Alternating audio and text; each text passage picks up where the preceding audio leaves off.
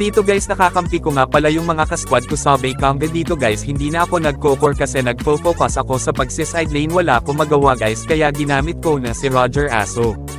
Dito nga guys pagtapos ko kunin yung red buff.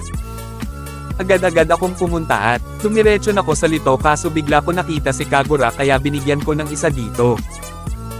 Nakita ko gumamit ng red pre yung Amon kaya sinubukan ko kunin yung red buff niya dito, nakuha ko yung red buff niya, kaso buhay naman namin yung naging kapalit.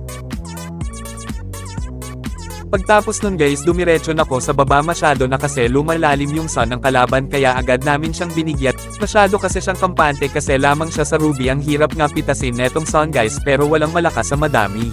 Pagtapos namin mapitis yung sun guys nakita ko nagtuturtle yung Amon kaya agad namin siyang pinuntahan. Dito at pinagpatuloy namin yung turtle habang nagtuturtle came sinabihan ko dito yung Franco na mag-zone siya sa Amon. Nakuha nga namin yung turtle guys, naman alam sa mga turtle kung bakit nila pinilit pumalag kaya ang ginawa namin pinauwi na lang namin sa base nila. Pagtapos guys kinuha ko na yung blue buff ng Amon para ma-delay siya sa goal.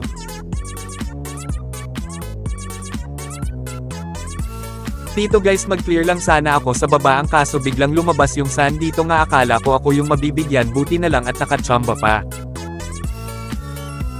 At siya pa nga yung tumamba dito.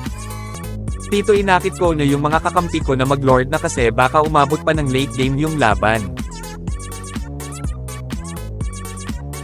Pagtapos namin mag-lord.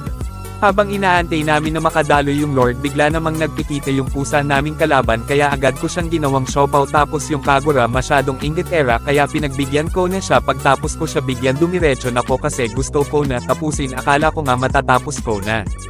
Kaso akala ko lang pala.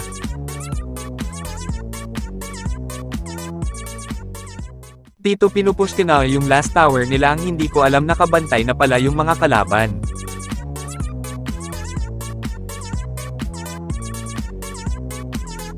Dito guys sabi ko magsama-sama na game para matapos na yung laro kaso biglang nagpikita yung Angela kaya agad siyang namaalam. Masyadong mailap yung Amon dito guys. Dito pagtapos namin habulin yung Amon biglang nagpikita yung Kagura, masyado kasing laging initera si Kagura. Pagtapos mawala ni Kagura gusto naman lumipad nitong pusa kaya para siya ay matuwa pinagbigyan ko na. Dito guys malapit na game manalo kaso yung Angela ayaw pa yata magpatalo kaya agad siyang niyakap ni Franco.